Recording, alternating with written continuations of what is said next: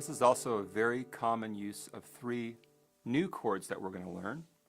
And this is a very popular song also from the 70s that I recognize this as. And the three chords I want to show you are the E minor chord, which looks pretty similar to the E major chord that we learned just a while back. We have this chord, which is the G chord. It's one of the trickier chords because if you notice, I'm really stretching quite a ways with lots of fingers to get to lots of notes.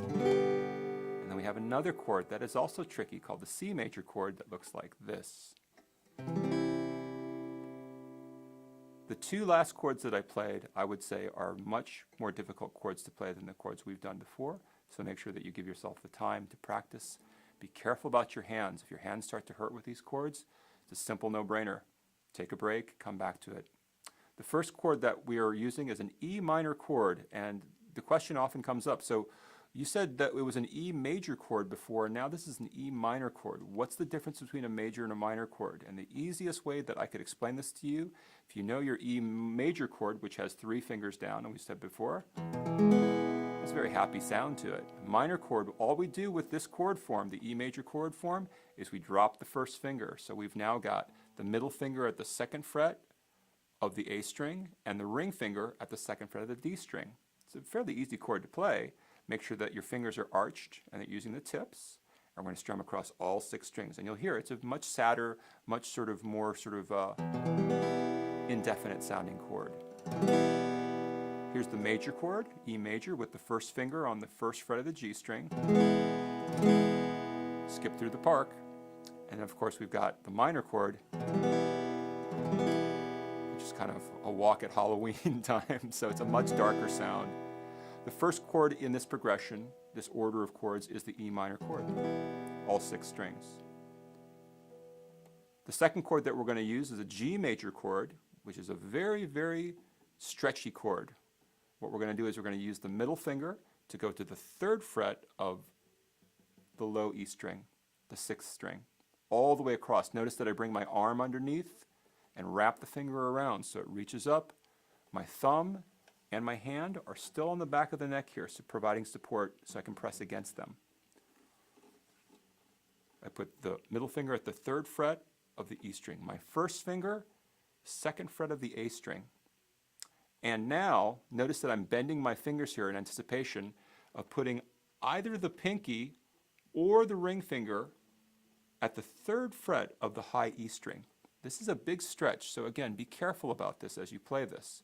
I could use my ring finger, I could use my pinky, either one. Notice also that my finger again is close to the fret, so it makes it easier to press.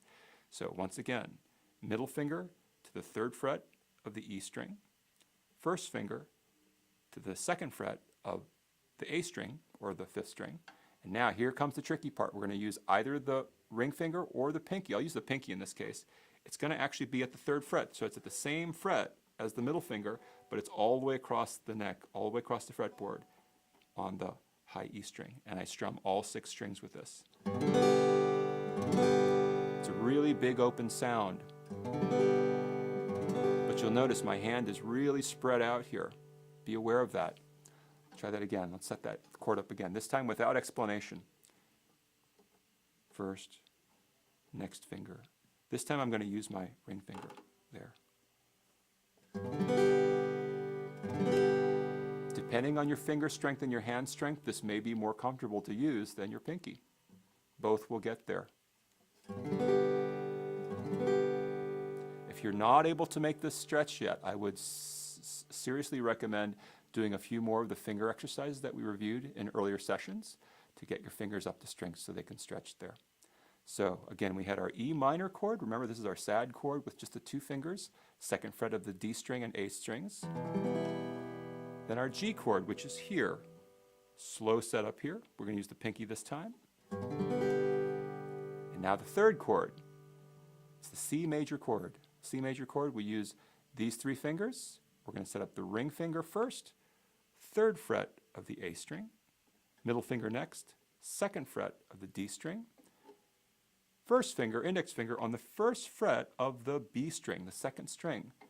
A lot of people who learn this chord call this kind of the diagonal chord because your fingers are kind of at an angle here as you play.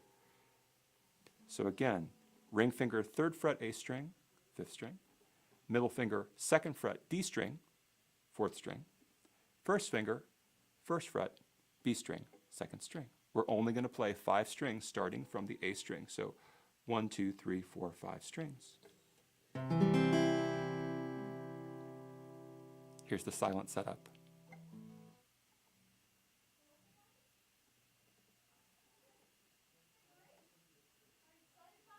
Making sure that your fingers are curled and you're using the tips. Here's the 5-string strum. If we put that together in the song now, we're going to play the E minor to the G to the C and back to the G. Now, that probably looks like a lot of work, and guess what? It is. This chord progression is much more tricky to play than the one we did just before, just because the hand has spread out so much more. So let me do that in slow motion one more time for you. Here we go.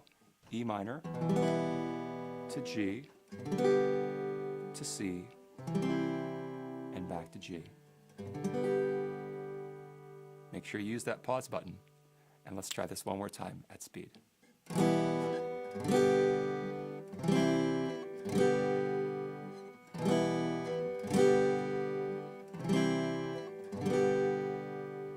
This time I'm going to play with a little bit more of a strum, just to give you an example of how it can sound as you're working through the chord progressions.